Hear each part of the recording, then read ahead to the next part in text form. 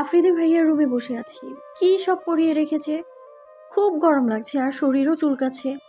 আজকে নাকি আমার বিয়ে হয়েছে, আম্মু বলেছে। তাই এত বড় আর ভারী একটা শাড়ি পরিয়ে রেখেছে। শাড়িটা খুলতেও পারছি না। কিছু সময় টানাটানি করে ক্লান্ত হয়ে ঠোঁট উল্টে বসে আছি। কান্না করতে ইচ্ছে করছে। আমাকে একা বসিয়ে রেখে সবাই চলে গেছে। হঠাৎ দরজা খোলার শব্দে দরজার দিকে তাকিয়ে দেখি আফ্রিদি ভাইয়া এসেছে। উনি দরজা বন্ধ করে আমার দিকে ঘুরে, আমি রুমে এসে এমন একটা দৃশ্য দেখব বুঝতে পারিনি। মায়া শাড়ি এলোমেলো করে বসে আছে। শাড়ি তো ওর শরীরে নেই বললেই চলে। আমি হাসবো না কাঁদবো বুঝতে পারছি না।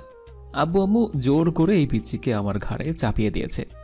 আমি কি এখন এই পিচ্চিকে সামলাবো নাকি পিচ্চির শাড়ি? আফ্রিদি ভাইয়া আমাকে একটু সাহায্য করেন না। শাড়ি পরে থাকতে পারছি না তো আর। গরম তো লাগছে, এর সাথে শরীরও চুলকাচ্ছে। শাড়ি সামলাতে না পারলে পড়েছিস কেন? আমি কি পরতে চেয়েছি নাকি? আম্মু বলল আজ আমার বিয়ে, আজ নাকি শাড়ি পরতেই হয় বলেই এত বড় একটা শাড়ি পরিয়ে দিল আমায়।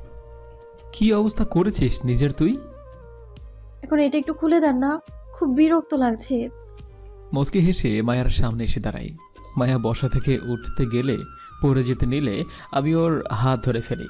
মায়া আমার দিকে তাকিয়ে ভয়ে ঢুক গেলে এরপর নিজের বুকে ফু দিয়ে বলে, আজ আপনি আমায় না ধুলে তো আজকে আমি পড়ে গিয়ে হাত পা ভাঙতাম, নাকও ফেটে যেত। আমার সব দোষ আম্মুর। আমি পিচ্ছি একটা মানুষ।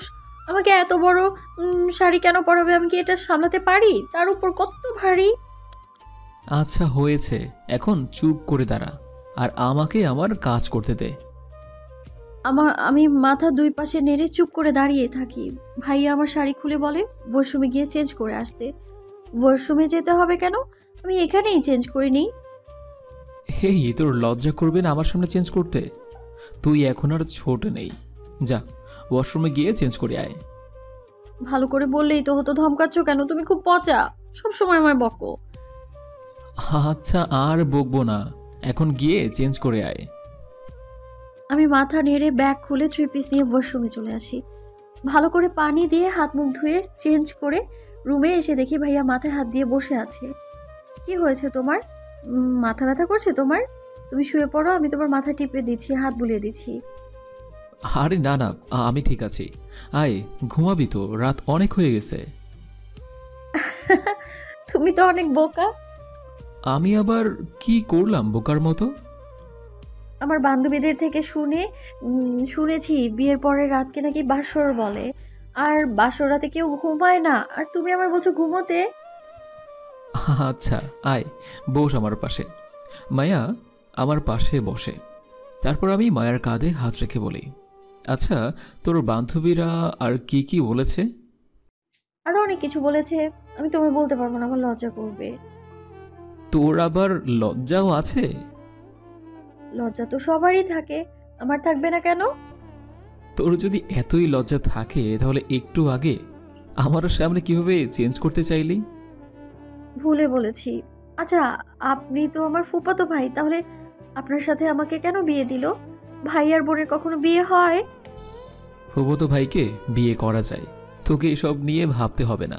তুই এখনো অনেক পিচ্ছি, আগে বড় হ, তারপর এসব নিয়ে দেখা যাবে। এখন ঘুমিয়ে পড়। আবার আপনি বলছেন ঘুমোতে? আজকে কেউ ঘুমায় নাকি? তাহলে কি করে আজকে? আমার বান্ধবীরা বলেছে আজকের রাতে বর তার বউকে অনেক আদর করে। তোর এখনো আদর খাওয়ার বয়স হয়নি, আগে বড় হয়ে নে, তারপর এসব আদর নিয়ে। আমি কি সত্যি পিচ্ছি ভাইয়া? মাত্র এসএসসি পরীক্ষা দিলি, এখনো রেজাল্ট দেয়নি, তাহলে তুই কি পিচ্ছি না? আমি পিচ্ছি হলে তুমি আমায় কেন বিয়ে করেছো? সেটা তো তোর ফুপা ফুপি আর আমার মা মামি জানে। আমার না কলেজে পড়ার খুব ইচ্ছা। উম, আপনি কি আমায় কলেজে পড়াবেন? হুম, কেন পারবো না, অবশ্যই তোকে কলেজে পড়াবো। আমি শুনেছি বিয়ের পর মেয়েদের পড়াতে চায় না। তোকে সেটা নিয়ে চিন্তা করতে হবে না, আমি তোকে কলেজে ভর্তি করব। হ্যাঁ, আগে তোর রেজাল্ট দিক, তারপর আমি নিজে তোকে কলেজে ভর্তি করে আসব। আপনি অনেক ভালো ভাইয়া। বলেই মায়া আমার গালে কিস করে। আমি গালে হাত দিয়ে মায়ার দিকে তাকিয়ে আছি। মায়া লজ্জা পেয়ে মুখের ওপর হাত রেখে হাসতে থাকি। কিছু বলতে যাব তার আগেই উল্টো দিক হয়ে শুয়ে পড়ে। আমি মুচকি হেসে লাইট অফ করে শুয়ে পড়ি। মায়া ভয় পেয়ে আমাকে জড়িয়ে ধরে, এত শক্ত করে জড়িয়ে ধরে যে আমি নিঃশ্বাস নিতেও পারছি না। এই কি করছিস? এত শক্ত করে জড়িয়ে ধরেছিস, আমি নিঃশ্বাস নিতেও পারতেছি না তো। আমার খুব ভয় করে অন্ধকারে। আপনি লাইট অফ কেন করেছেন? লাইট অন করে কেউ ঘুমাতে পারে নাকি? আচ্ছা, জড়িয়ে ধরে যখন ঘুমাবি ঘুমা, কিন্তু আরেকটু আস্তে ধর। এত শক্ত করে ধরলে আমি তো দম বন্ধ হয়ে মারা যাব। আমি ভাইয়ার কথা শুনে একটু আস্তে ধরি। আফ্রিদি ভাইয়াও আমায় জড়িয়ে ধরে। দুজন একসাথে ঘুমিয়ে পড়ি। পরের দিন সকালে ঘুম থেকে উঠে দেখি ভাইয়া এখনো ঘুমিয়ে আছে। আমি উঠে ওয়াশরুমে চলে আসি। গোসল করে ওয়াশরুম থেকে বের হতেই ভাইয়া অবাক হয়ে তাকিয়ে আছে আমার দিকে। কি হয়েছে? আপনি এভাবে তাকিয়ে আছেন কেন? তুই এই ভোরবেলা গোসল কেন করেছিস? বারে, তুমি জানো বিয়ের পরের দিন সকালে গোসল করতে হয়? এত বোকা কেন তুমি? এত সকালে গোসল করার মতো কিছু হয়নি আমাদের মাঝে। আর বিয়ে হলেই পরের দিন সকালে গোসল করতে হয়, কে বলেছে তোকে? কেন, আমার বান্ধবীরা বলেছে। আমি তো ওদের থেকেই জেনেছি সবকিছু। অনেক ভালো করছিস। এখন চেঞ্জ করে শাড়ি পরে নে। আমাকে তো শাড়ি পরিয়ে দেওয়ার পরেও আমি সামলে রাখতে পারি না, আর আপনি বলছেন শাড়ি পরতে? কেউ পরিয়ে দিলে পরতে পারি, আর এখন শাড়ি পরতে হবে না। কাল আমার বিয়ে হয়েছিল তাই শাড়ি পরেছি। আজকে কি আবার বিয়ে হবে আমার, যে শাড়ি পরতে হবে আজকেও? ওরে পিচ্ছি, বিয়ে হয়েছে বলেই আজ শাড়ি পরতে হবে। কাল যখন তোদের বাসায় যাব তখন অন্য কিছু পরিস। এখন শাড়ি পর। তুই এখানে থাক, আমি গিয়ে আম্মুকে পাঠাচ্ছি। আমি মাথা নেড়ে দাঁড়িয়ে থাকি। আফ্রিদি ভাইয়া উঠে ফ্রেশ হয়ে রুম থেকে বের হয়ে চলে যায়। কে রে এই সকালে এর রুমে? মায়া কিছু করেছে? না আম্মু শাড়ি পরতে পারে না, তুমি গিয়ে শাড়িটা পরিয়ে দিয়ে আসো। আম্মু ঠিক আছে বলেই চলে যায় আমার রুমে, আর আমি নিচে এসে হল রুমে বসে আছি। তুই এখনো শাড়ি পরতেই শিখলি না? ফুপি, আমি পিচ্ছি মানুষ না। আমি আমি কি শাড়ি পরতে পারি?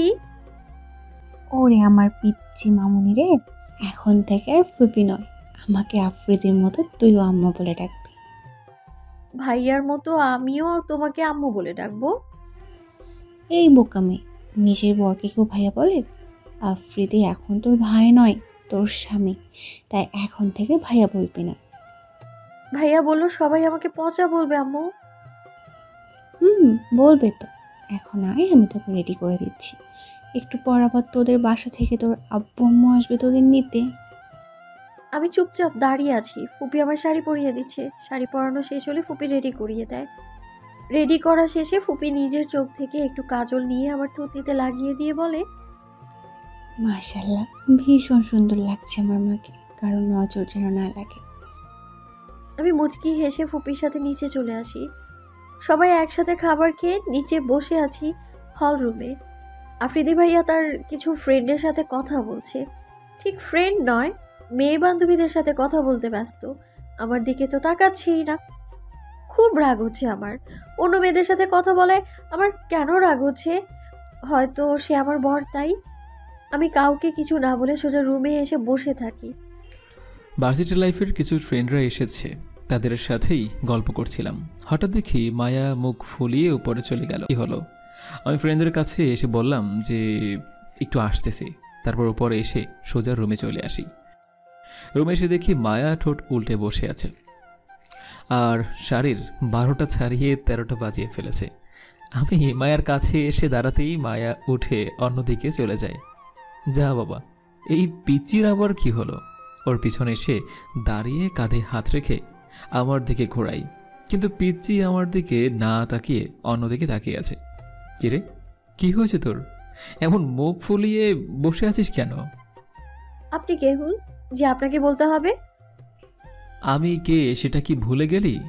আচ্ছা এখন এসব বাদ দিয়ে বলতো কি হয়েছে তোর? আমার কথা আপনাকে জানতে হবে না। আপনি গিয়ে আপনার মেয়ে বান্ধবীদের খবর নিন। তারাই তো আপনার সব। আমার দিকে তাকানোর সময় কি আছে নাকি আপনার? ওরে বাবা, আমার পিচি বউ দেখছি হিংসা করতেও জানে। পাগলি, ওরা আমার ফ্রেন্ডস। অনেকদিন পর দেখা হলো, তাই কথা বলছিলাম। আপনি আমায় যতটা পিচ্চি মনে করেন আমি ততটাও পিচ্চি নই। আমি জানি আপনি আমায় ভালোবাসেন না। আমি ছোট বলে আপনার চাওয়া পাওয়া পূর্ণ করতে পারবো না, তাই আপনি অন্য মেয়েদের সাথে কথা বলেন, হয়তো আমাকে ছেড়েও দিবেন। কথাটা বলেই মায়া কান্না করে দেয়। ওর কথাগুলো বুকের ভিতরে গিয়ে লাগে। পিচিটা এত কিছু বুঝতে শিখে গিয়েছে, এটা তো আমি জানতামই না। আমি মায়ার চোখের পানি মুছে দিয়ে ওর কপালে চুমু দিয়ে বুকে জড়িয়ে ধরে বলি, এই পিচি, কে বললো আমি তোকে ভালোবাসি না? আমি তোকে অনেক ভালোবাসি, আর তোকে কখনোই ছাড়ব না। এসব উল্টোপাল্টা চিন্তা কি করতে বলেছে তোকে? তোর সাথে আমার যে পবিত্র বন্ধন হয়েছে, সেই বন্ধন মৃত্যু ছাড়া কখনোই নষ্ট হবে না। আর তুই আমার বউ আছিস, আর সারা জীবনই থাকবি। তাহলে আমার মাথায় হাত রেখে বলেন, আপনি আমাকে ছাড়া অন্য কোনো মেয়ের সাথে কথা বলবেন না। আচ্ছা ঠিক আছে, এই যে দেখ, তোর মাথায় হাত রেখে কথা দিলাম, তুই ছাড়া কোনো মেয়ের সাথে কথা বলবো না। এবার একটু হাস। কি অবস্থা করেছিস নিজের, আর শাড়ির অবস্থা কি করেছিস সেই রাতের মতো। আপনি ঠিক করে দিন, আমি সিনেমায় দেখেছি তো, বর বউকে শাড়ি পরিয়ে দেয়। পিচি আমার খুব সিনেমা দেখে, হ্যাঁ? আচ্ছা চুপচাপ এখানে দাঁড়াও, হ্যাঁ, আমি তোকে শাড়িটা পরিয়ে দিচ্ছি। মায়া মাথা নেড়ে চুপচাপ দাঁড়িয়ে আছে। আমি ওর আঁচল কাঁধে দিয়ে ওর সামনে হাঁটু বাজ করে বসে পড়ি। কুচি একটা একটা করে ঠিক করে দেই। কুচি কুচি দেবার সময় হঠাৎ আমার চোখ আটকে যায় মায়ার নাভির পাশে থাকা তিলের ওপর। এত সুন্দর করে তিলটা ওর নাভির পাশের সৌন্দর্যটা যেন আরও ফুটিয়ে তুলেছে। আমি নিজের ঠোঁটকে কন্ট্রোলে রাখতে পারিনি। নিজের অজান্তেই আমার ঠোঁট ওর বিউটি স্পটকে ছুঁয়ে দেয়। হঠাৎ করে আফ্রিদি ভাই এমন কিছু করবে বুঝে উঠতে পারিনি আমি। পুরো শরীর আগুন হয়ে যায়, কানের কাছে মনে হলো গরম বাতাস বয়ে গেল। শরীর থরথর করে কাঁপা শুরু হয়ে গেছে, চোখ খিচে হাতের মুষ্টি শক্ত করে ধরে আছি। মায়ার তিলে কিস করার পর মায়ার দিকে তাকিয়ে দেখি ও কাঁপছে। হাতের দিকে তাকিয়ে দেখি হাতের মুষ্টি শক্ত করে চেপে আছে। ওর মুখের দিকে তাকাতেই দেখি চোখ বন্ধ করে আছে। শিট, এটা কি করলাম আমি? ও এখনো ছোট, কি ভাবছে আমাকে কে জানে। তারপর কোনো রকম কুচিটা গুজে দিয়ে উঠে জানালার পাশে এসে দাঁড়িয়ে থাকি। কিছু সময় পর ভাইয়ার কোনো সাড়া শব্দ না পেয়ে চোখ খুলে নিচে তাকিয়ে দেখি ভাইয়া নেই। গেল কোথায়? রুমে চোখ বুলাতেই দেখি জানালার সামনে উল্টো হয়ে দাঁড়িয়ে আছে। আমি পা টিপে টিপে ওনার পেছনে দাঁড়িয়ে পেছন থেকে জড়িয়ে ধরি। হঠাৎ করে পিছন থেকে মায়া এসে জড়িয়ে ধরে। আমি মায়ার দিকে ঘুরে মায়ার মাথা নিচু করে তাকিয়ে আছে। মায়ার দুগালে হাত রেখে আমার মুখ আর মায়ার কপালে চুমু দিতেই মায়া লজ্জা পেয়ে আমার বুকে ঝাঁপিয়ে পড়ে। পিচি বউকে বুকে জড়িয়ে ধরে অনেকটা সময় থাকি। কিছু সময় পর দুজন একসাথে নিচে চলে আসি। আত্মীয় স্বজনরা এসে এসে দেখা করে যাচ্ছে আর অনেক উপদেশ দিয়ে যাচ্ছে ফ্রিতে। বিকেলে মায়াকে নিয়ে ওদের বাসায় চলে আসি। হলরুমে দুজনে পাশাপাশি বসে আছি। এখানেও সবাই একই কাজ করছে, দেখা করে যাচ্ছে আর ফ্রিতে উপদেশ দিয়ে যাচ্ছে। কিছু সময় এসব নাটক শেষ হবার পর দুজন মায়ার রুমে চলে আসি। আচ্ছা, সবাই এত কথা বলে কেন বিয়ের পর? এভাবে চলবে, ওভাবে চলবে, এটা করবে না, ওটা করবে না, দুজনে মিলে চলবে। নতুন বিয়ে হলে এসব মুরব্বীরা বলবেই, আর তুই পিচ্চি মানুষ তো এত কিছু বুঝবি না। কথা কথা এত পিচ্ছি পিচ্ছি কেন করেন? আপনি পিচ্ছি, আপনার বউ পিচ্ছি।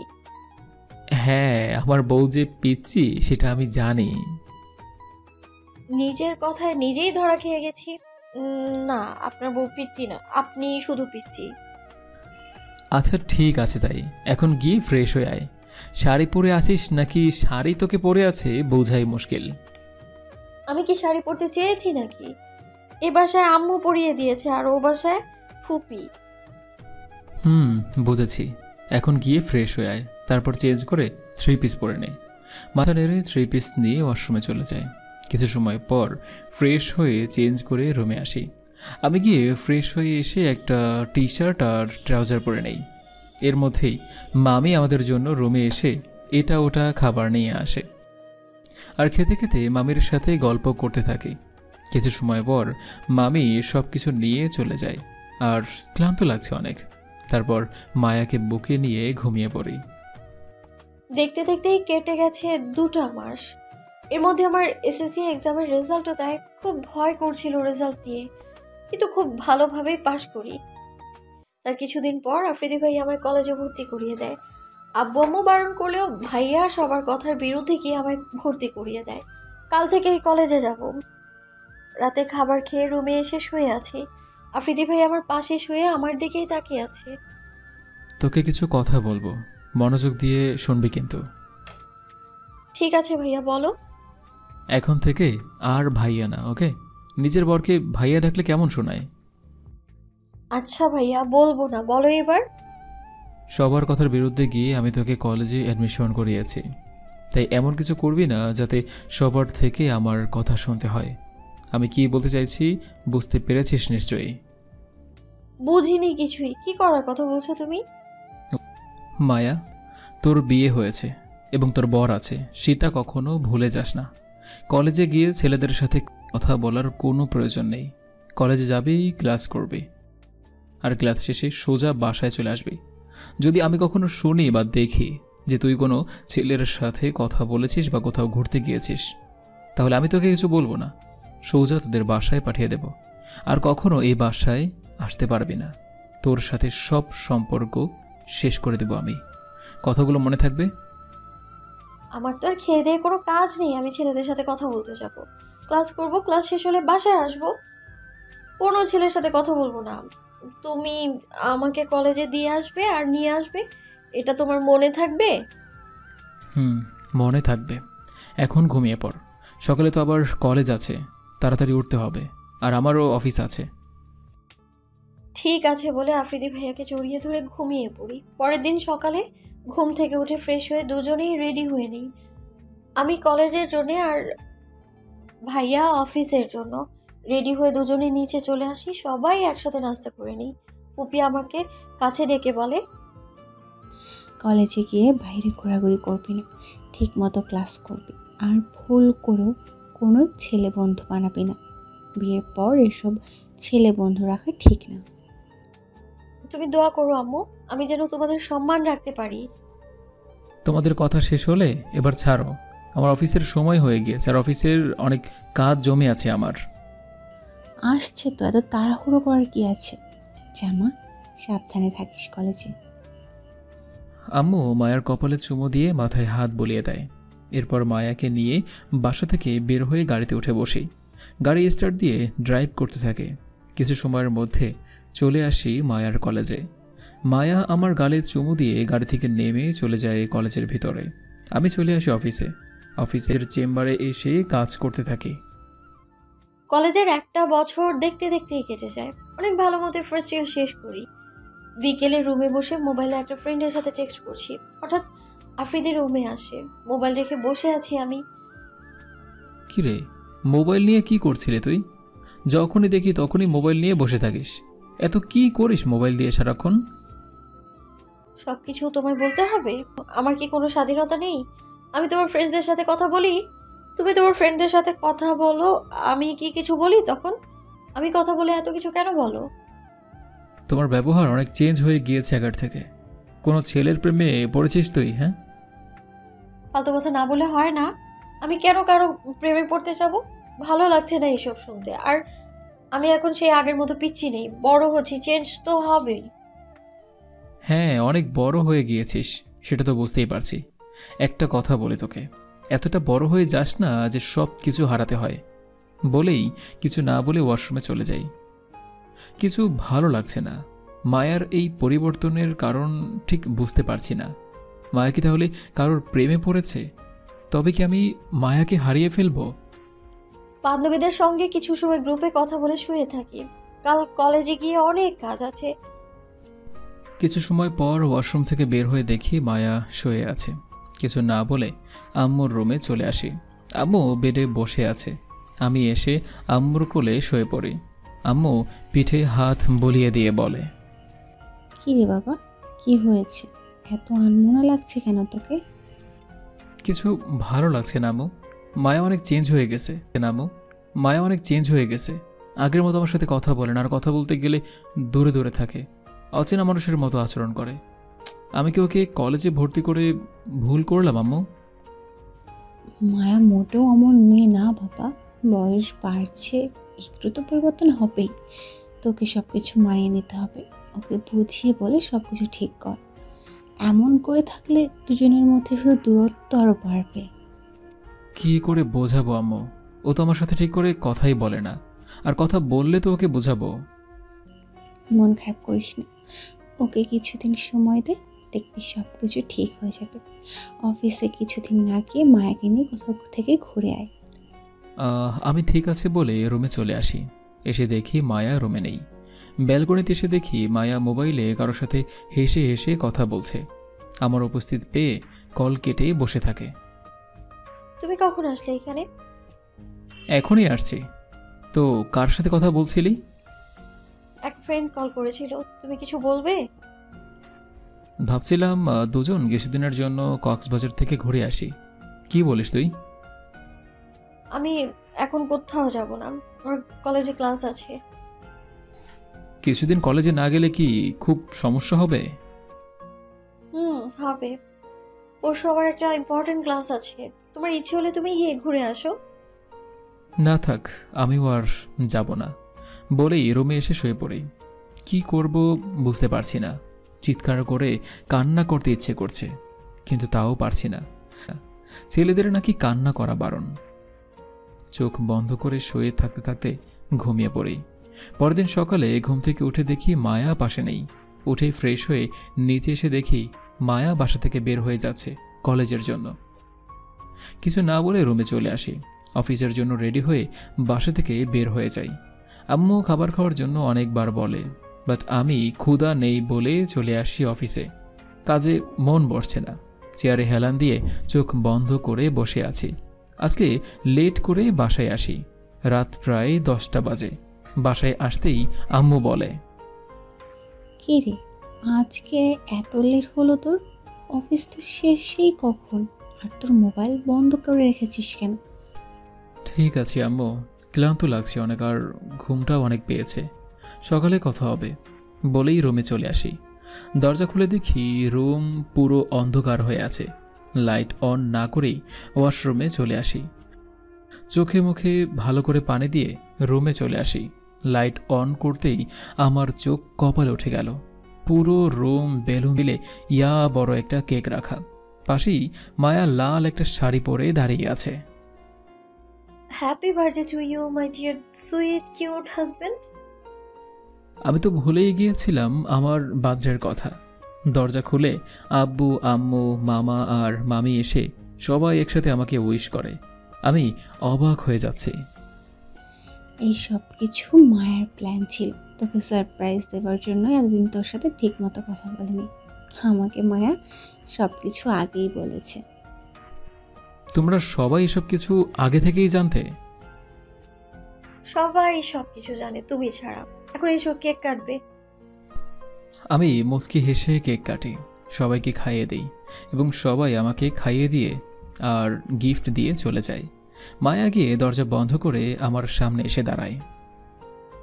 সরি, তোমায় অনেক কষ্ট দিয়েছি এই কয়দিন, বাট তোমার চাইতে বেশি আমার কষ্ট হয়েছে তোমার সাথে কথা না বলে। তবে কথা দিলাম আজকের পর আর কখনো এমন করবো না, মাই ডিয়ার ফাজিল হাজবেন্ড। আমার পিচ্চি বউ সত্যি সত্যি বড় হয়ে গেছে। এত বড় সারপ্রাইজ দিবে তুমি, আমি বুঝতেই পারিনি। আমি কত উল্টাপাল্টা কথা ভেবেছি তোমাকে নিয়ে, আর তুমি আমাকে এতটা ভালোবাসো বুঝতেই পারিনি। তোমার জায়গায় আমি থাকলেও হয়তো এমনটাই ভাবতাম। তোমার জন্যই তো আমি কোনো গিফটই আনিনি। আমার সবচেয়ে বড় গিফট তো তুমি। আমার অন্য কিছুর প্রয়োজন নেই। আমি এখন বড় হয়েছি না, এখন তো আমার বরের আদর পেতে পারি, নাকি এখনো পিচ্ছি বলবে? আমি মুচকি হেসে মায়াকে কোলে তুলে নেই। মায়া লজ্জা পেয়ে আমার গলা জড়িয়ে ধরে বুকে মাথা রাখে। মায়াকে বেডে শুয়ে দিয়ে গিয়ে তারপর লাইটটা অফ করে আসি আর মায়ার পাশে শুয়ে পড়ে এবং কপালে একটা কিস করি। এরপর মায়ার দু চোখের পাথায় কিস করি, আর এরপরে মায়ার ঠোঁটে নিজের ঠোঁট ডুবিয়ে দেই। কিছু সময় পর ঠোঁট ছেড়ে মায়ের গলায় মুখ গুজে দেই। মায়া বিছানার চাদর খামচে ধরে আছে। আর ধীরে ধীরে মায়াকে নিয়ে ডুবে যাই ভালোবাসার এক নতুন গল্পে। বাকিটা ইতিহাস। আপনারা এখন আর থেকেন না, আর চলে যান সবাই। আর এখন গল্পটা এখানেই শেষ করলাম। রাইটার সাহেব অনেক লজ্জা পেয়েছে, তাই আর সামনে লিখতেও পারছে না। তো দেখা হচ্ছে পরবর্তী গল্পে। ততক্ষণ পর্যন্ত ভালো থাকুন, সুস্থ থাকুন। আজকের মতো এখানে বিদায় নিচ্ছি।